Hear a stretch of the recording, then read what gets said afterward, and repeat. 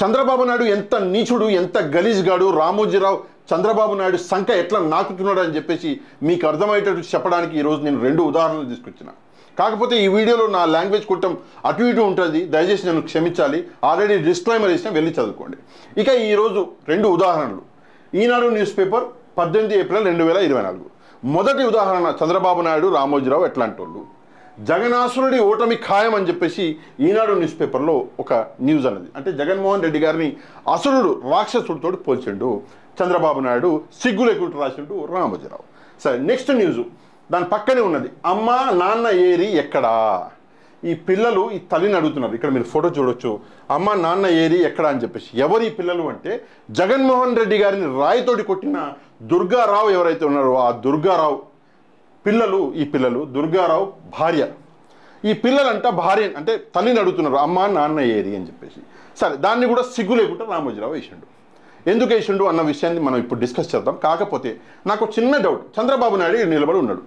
నేను నా చెప్పు అంటే ఎగ్జాంపుల్ చెప్తున్నా, నిలబడి ఉన్నాడు. నేను నా చెప్పు తీసుకొని చల్లో ఉన్నవాడు పీకంగానే పక్కన ఉన్న పోలీసులు నన్ను తీసుకుపోయి స్టేషన్లో పెట్టిర్రు, కోర్టులో ప్రవేశపెట్టిర్రు. ఇక చట్టం తన పని తను చేసుకుపోతుంది. కాకపోతే తెల్లారంగానే నా పిల్లలు ఏం చేశారు, అమ్మ నాన్న ఏరి అని చెప్పేసి నా భార్యని అడిగారు.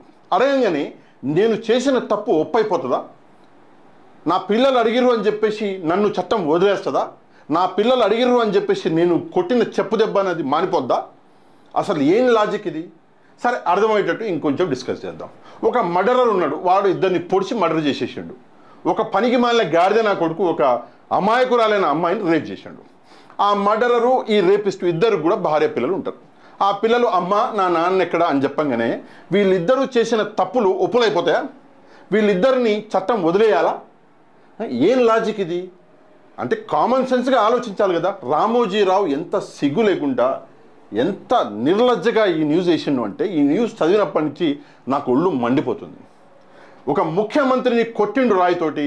నువ్వు 40 ఇయర్స్ ఇండస్ట్రీ, 14 సంవత్సరాలు ముఖ్యమంత్రి చేసినాడు. నువ్వేం చెప్పాలి? మొగోడివైతే లేదు రాజకీయాలే. కాకపోతే ఒక ముఖ్యమంత్రిని రాయితోటి కొట్టిండు, దీన్ని మనం అందరం సపోర్ట్ చేయకూడదు అని చెప్పేసి ఒక పెద్ద మనిషిలాగా చెప్పాను. కానీ నువ్వేం చేసినావు? పోరంబోకోళ్ళలాగా మాట్లాడుతున్నావు. ఇక పావలా పవన్ కళ్యాణ్ అయితే ఇక దేవుడికి ఎరక ఏదేదో అంటాడు.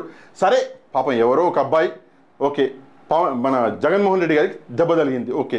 వీళ్ళిద్దరు కూడా, ఆ అబ్బాయి కూడా జగన్మోహన్ రెడ్డి గారు కూడా, ఇద్దరు కూడా రాష్ట్రం కోసం ఏదో చేశారు.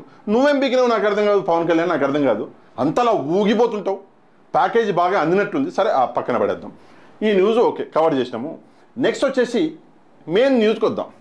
జగనాసురుడి ఓటమి ఖాయం అని చెప్పేసి జగన్మోహన్ రెడ్డి గారిని అసురుడితోటి అంటే రాక్షసుడితోటి పోల్చాడు. అంటే లాస్ట్ రాక్షస గణాధిపతి అని చెప్పేసి మనం రావణుని అంటాం. అంటే రావణుని తర్వాత రాక్షసులందరూ అంతరించిపోయారు అని చెప్పేసి అంటారు. కాకపోతే ఒక్క రాక్షసుడు మిగిలిపోయాడు. ఆ రాక్షసుడి పేరే చంద్రబాబు నాయుడు. మీరేమంటున్నారో తప్పకుండా కమెంట్ చేయండి. చంద్రబాబు నాయుడు.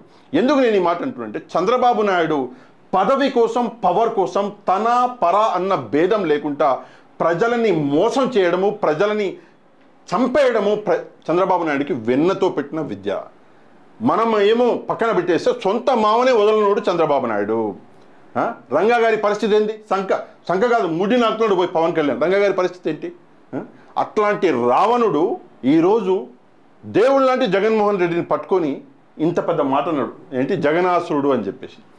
నేను ఎందుకు జగన్మోహన్ రెడ్డి గారిని దేవుడు లాంటి అంటున్నానంటే, జగన్మోహన్ రెడ్డి నాకేం రిలేటివ్ కాదు, తీసుకొచ్చి నాకు మూటా ముల్లా ఇచ్చినోడు కాదు, నేనేం తీసుకున్నోని కాదు. అసలు నేను జగన్మోహన్ రెడ్డి గారిని డైరెక్ట్గా చూసిందే లేదు నా జీవితంలో.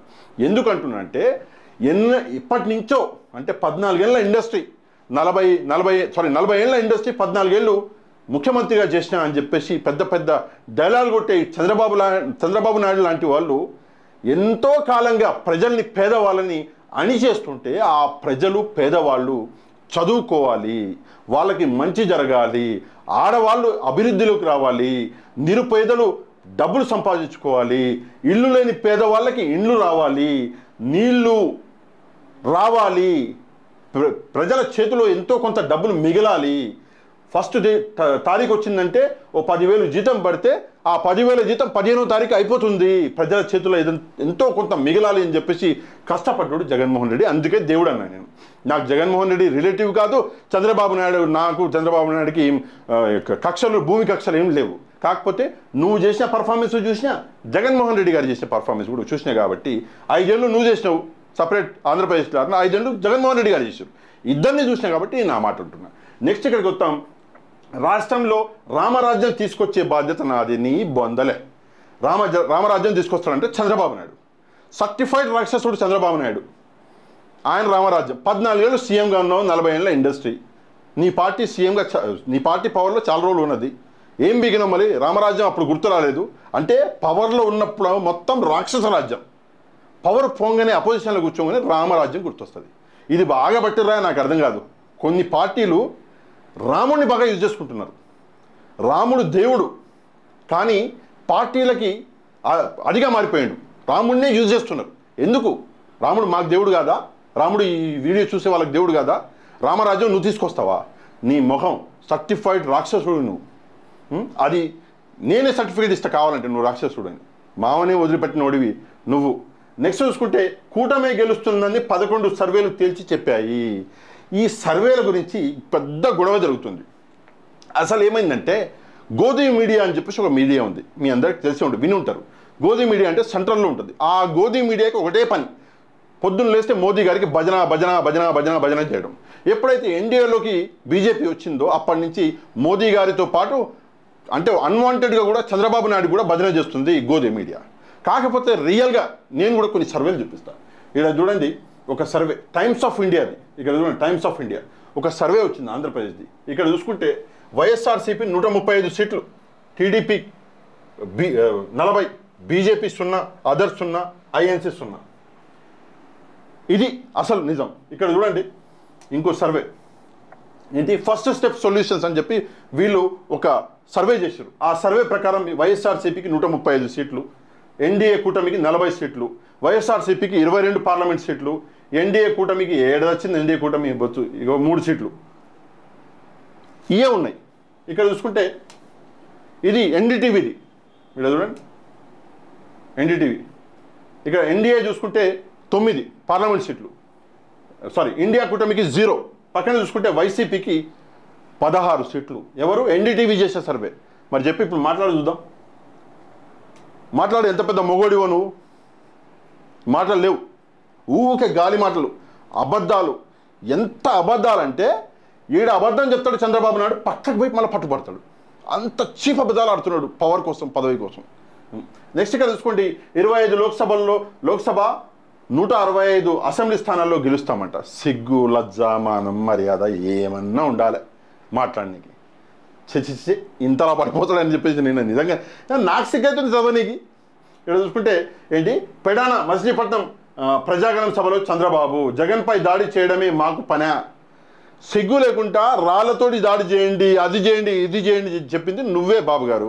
అంటే మా చంద్రబాబాయ్, నువ్వు మా బాబాయ్ కదా, నువ్వే. ఆ వీడియో కూడా వైరల్ అయింది. నువ్వు రాళ్ళు రప్పలతోటి కొట్టండి అని చెప్పేసి చెప్పినావు. ఆడ ఎవడో పోయి రాళ్ళతోటి కొట్టిండు, దుర్గారావు కొట్టిండు. నువ్వు చెప్తాను కదా చేసింది, మరి సిగ్గు నీకు ఉండాలి కదా. ఇక్కడ నెక్స్ట్ చూసుకుంటే ఇంకేం పనులు లేవా అంటే, జగన్పై దాడి చేయడమే మాకు పని, ఇంకేం పనులు లేవా అంటే, జగన్మోహన్ రెడ్డి గారి మీద దాడి చేయడమే నీకు పని, వేరే పని ఏం లేదు. ప్రజలకి నేను ఇది చేస్తా అని చెప్పేసి చెప్పినావు ఎప్పుడన్నా? ప్రజలకి నేను ఇది చేసిన 14 ఏళ్ళ ఇండస్ట్రీ అని చెప్పేసి చెప్పినావు ఎప్పుడన్నా? మాట్లాడితే జగన్మోహన్ రెడ్డి, నువ్వు నీ కొడుకు ఆ పవన్ కళ్యాణ్, ఇటు చూసుకుంటే ఆ బీజేపీ లీడర్లు, అటు చూసుకుంటే అమ్మ ఎవరు షర్మిల గారు, అందరూ పొద్దున్న లేస్తే జగన్మోహన్ రెడ్డి అని భజన చేస్తున్నారు. ఇంత భజన చేస్తే ఏదో ఒక రోజు స్వర్గం కూడా వస్తుంది మీకు. ఎందుకంటే మంచిగా పనిచేస్తే దేవుడిలాగా పనిచేస్తున్నాడు కాబట్టి ఏదో ఒక రోజు మోక్షం కూడా ఇస్తాడు జగన్మోహన్ రెడ్డి మీకే. నెక్స్ట్ ఇక్కడ చూసుకుంటే ఏంటి, 25 ఏళ్ల భవిష్యత్తు కోసమే ఈ ఎన్నికలు పవన్ కళ్యాణ్ అన్నాడంట. ఓడబ్బా, నీకు ప్యాకేజీ ఇంపార్టెంటు, ప్యాకేజీ ఇస్తే మాట్లాడతావు, ప్యాకేజీ ఇవ్వకపోతే ముడ్డి కదలదు. ప్యాకేజీ ఇస్తే పోయి చంద్రబాబు నాయుడు ముడ్డి కూడా నాకుతున్నావు, ఆ స్టేజ్కి పడిపోయినావు నువ్వు. ఇక్కడికి వచ్చి 25 ఏళ్ల భవిష్యత్తు గురించి మాట్లాడతావా? ఈరోజు పొద్దున్న ఇట్లా ఉండి సాయంత్రానికి మళ్ళీ ఎట్లుంటావో తెలియదు నువ్వు.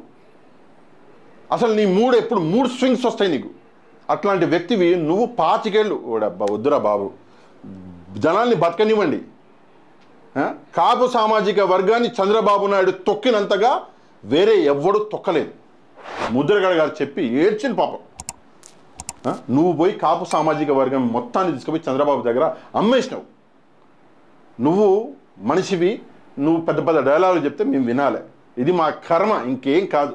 నేను ఇక డీటెయిల్లోకి పోయి ఇదంతా మొత్తం చదివి నేను మీకు టైం వేస్ట్ చేయను. కానీ ఈ వీడియోని షేర్ చేయండి, మ్యాక్సిమం ఎంతమందికి కావాల్సి ఉంటే అంతమందికి షేర్ చేయండి, లైక్ చేయండి. మీకు కంటెంట్ నచ్చితే ఛానల్ సబ్స్క్రైబ్ చేసుకోండి.